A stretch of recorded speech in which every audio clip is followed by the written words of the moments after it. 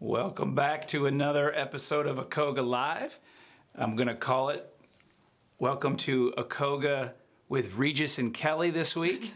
That's what I've been calling it all week. I'm really excited about this show. Mindy Stitt from OERB is here with us today. Thank you for being here. Thank you for having me. And we're really excited to talk about OERB today. OERB is a fantastic organization that's done a tremendous amount of good throughout the state of Oklahoma, and a great partnership with the oil and natural gas industry and students and teachers and you name it, and you're going to give us all the details on that. And we really wanted to spend some time to kind of dig into a little bit about it. It does its work kind of as quietly in the background and as it can, and Mindy's going to help us really better understand OERB. So let's kick it to you and give us kind of the big picture overview of OERB and what do we need to know about it and what is it? Well, let's start with the history. Okay. It was created in 1993 at the request of the petroleum industry. We're voluntarily funded. We collect 1/10 of 1% on the sale of oil and natural gas in the state. It comes in through the tax commission. So we're actually a quasi-state agency. We don't have state employees. Everything is done through private contracts. But it's voluntary in that if the producers and royalty owners do not wish to participate, they can get a refund at the beginning of each calendar year for their prior year's contribution. So we have about 90 to 95% money left in the fund after our refund period. So even though they're voluntary, it's voluntary, you can ask for it back, you still get about 95% of that. Yes. That's fantastic. Yes, so it's a very popular program. Okay. So again, just to clarify for everybody, it's not run with state dollars. It's Correct. all dollars that are collected from the oil and gas industry. It's under a state program, so it makes you a quasi-state agency, but that's not where the money comes from. It's not taxpayer dollars. Right. Okay. Yeah, so we're just a state agency because our funding comes in through the tax commission. Correct. And they put that into a fund for us. Gotcha, great. And so, big picture, community engagement and education influence, top of the mind of what you really deal with. So let's kind of dive into each of those individually as well. But those are kind of the priorities. Is that a fair statement? Yes. However, by our mandate, we were required to spend at least 50% on environmental restoration. So it's a big part of what we do. Over the years, we have cleaned up more than 16,000 sites.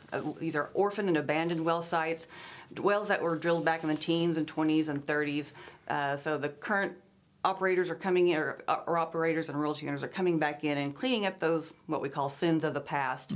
We've spent more than $112 million doing that. So, how many sites have you cleaned up? We are at 16,322 the last time I looked. Wow, so 16,000 remediated sites. And those requests come in from throughout the state. So people contact you, or how do you get alerted to the fact that there's these sites that need to be cleaned up? Yeah, so we do some advertising each spring. When we first started with the OERB, that was all of our advertising, was about our environmental restoration program. And so that would get the landowners to turn in the sites to us. We also work very closely with the Corporation Commission.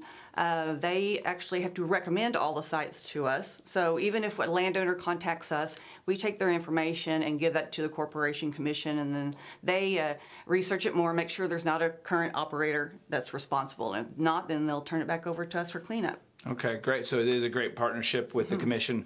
We've had Tim Baker on earlier this year from the Commission, and we've got a fantastic working relationship with them as well. They do a really good job, and so I'm sure you guys have constant interaction with the Corporation Commission as well. Yes, we do. Yes, we go to their district luncheons and give out awards for the number of sites turned in and things like that. So we work closely with them. Great, fantastic. And I know that's kind of the visible part that people see a lot of in terms of the impact. But let's dig into some of the education programs. So half the money goes for remediation and half goes for education. And I know that's kind of probably the warm spot in your heart with the education side. But let's talk about that a little bit. Okay. When the board was first formed, it was going to be strictly public education and environmental restoration. But about a year into it, one of the board members said, we need to be educating the young people of the state about our industry. So they started the student education program. It actually started with a program we call PetroPros, just industry volunteers that go in the classroom and talk about the science behind oil and natural gas. We still have that program to date, and then we actually met with Oklahoma teachers and said, hey, we want to get energy education in the classroom. How do we go about doing that? Worked with the superintendent of schools at the time, and she helped us bring in some teachers from around the state to actually write our programs. So we wrote an elementary curriculum called Fossils to Fuel back in 1996. That's very popular, and actually we had to go back in and write an addition to that because the teachers loved it so much. So now we have 9 different programs for K through 12. A kindergarten through 2nd grade program is called Little Bits, all the way up through high school. And our high school program is actually 4 programs in one. It's called Is that Core called Energy. Big Bits? No, not Big Bits. Okay, all right. It's we have Core Energy, so it focuses on actually all 4 core curriculum areas: science, social studies, language arts, and math. So we have all of those programs. We provide training to teachers across the state. The neat thing about our program is it does meet Oklahoma's education standards because it was written by Oklahoma teachers with help from the industry. We brought in geologists and engineers to help them write the lessons, but sometimes when people come, or teachers come to our workshops, they're a little bit skeptical, thinking it's going to be biased toward oil and gas. Sure, right. But then they get there and they learn, no, it's not. It's just good science, math, hands-on curricula, STEM-related programming. And Sure.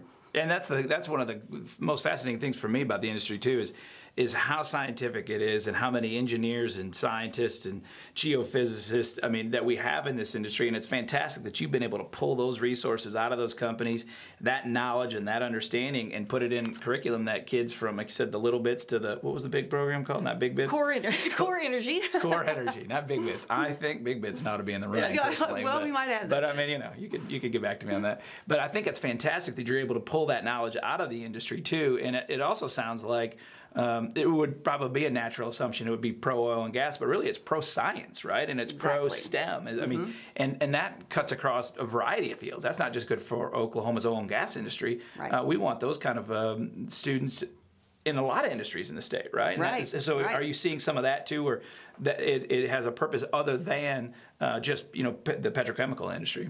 Oh, definitely. The skill set in all industries is changing just because of technology and innovation, and so those tech jobs are really important. And so it's good to be able to put these STEM-related programs in the classroom, and it does go over to other industries. Healthcare, agriculture, every industry really is changing with technology.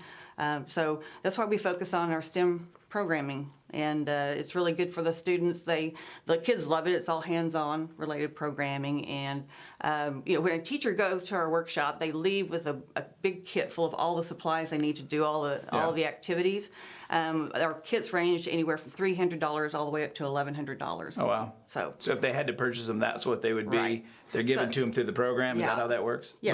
But I suppose you could purchase other kits if you wanted beyond what maybe the allotment was. Is that how it works, or is it all given? It's all given. Oh wow! Yeah, okay. They don't need to purchase anything. We actually reimburse them for consumables. So we have like an activity that uses bread, and so we're not going to give them a loaf of bread. Right. So they'll buy the loaf of bread and send us a receipt, and we'll pay them back for it. Wow, fantastic! So, I bet they are thrilled, and they're your biggest fans. They are. Yeah. When they come to the workshop, they have no idea what they're going to be leaving with, and we've actually seen teachers cry. That's great. And for some of these rural schools, that science kit they get, that's their science lab. Wow, that's great. Well, big emphasis on education recently in Oklahoma, as you know, having to drive up and down Lincoln Boulevard the last couple of weeks. Yes. And I think that's just another great example of what we've been talking about, partnering with teachers. And there is no question that the oil and natural gas industry supports education. This is another great example of it.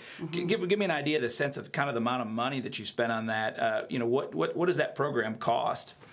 Well, over the years, we have spent more than $45 million just on student education, student education programs. And that's not just the curricula. We have some other things, well site safety, which we can talk about in our scholarship program.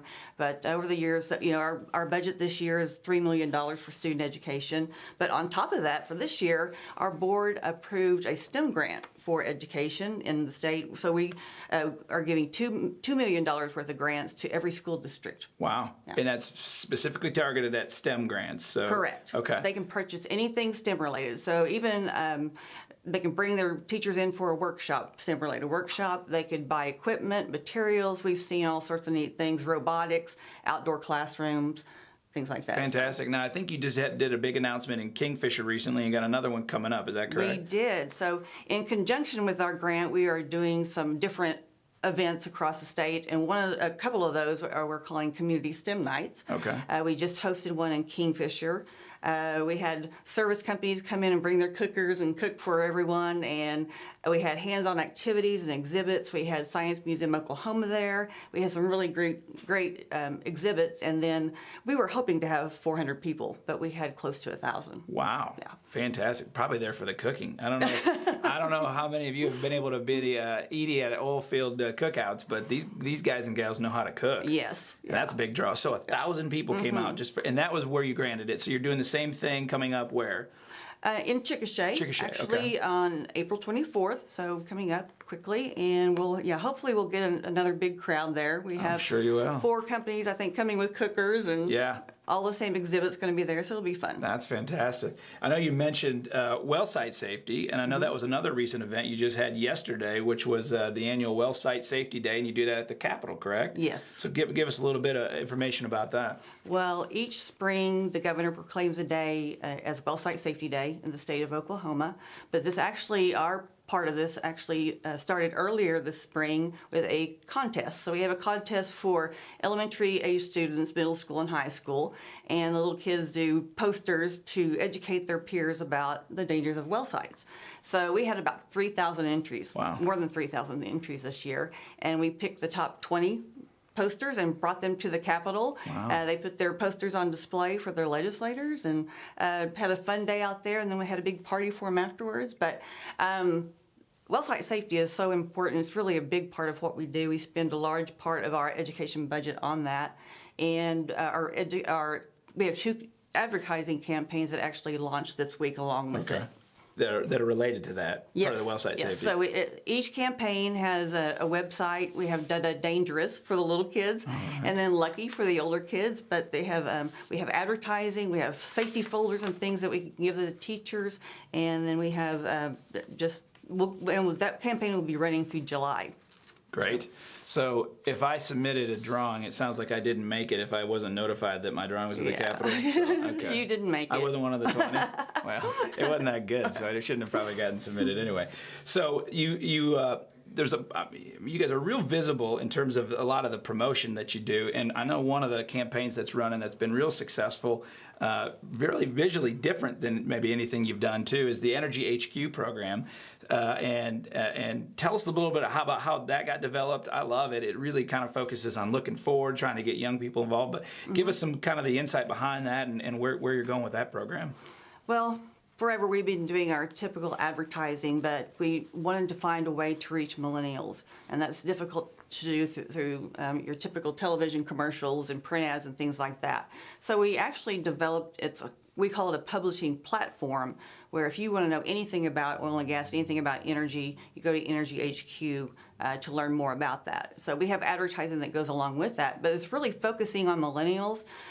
This web-based concept is focusing on the new technology and not only getting young people interested in the industry, but just educating them in a different way where they're more acceptable to learning about it. Yeah, and I think that's important. I know with the young kids that I have, there's kind of a little bit of a stigma about engineering and how tough math is, but getting people excited about that, and then excited about not just science and engineering in the oil and gas industry, but it's a huge field that's got significant growth and promise, and I think it's great that we're trying to kind of eliminate a little bit of that stigma too. I mean, it's cool, and it's really the cutting edge things that kids are into these days.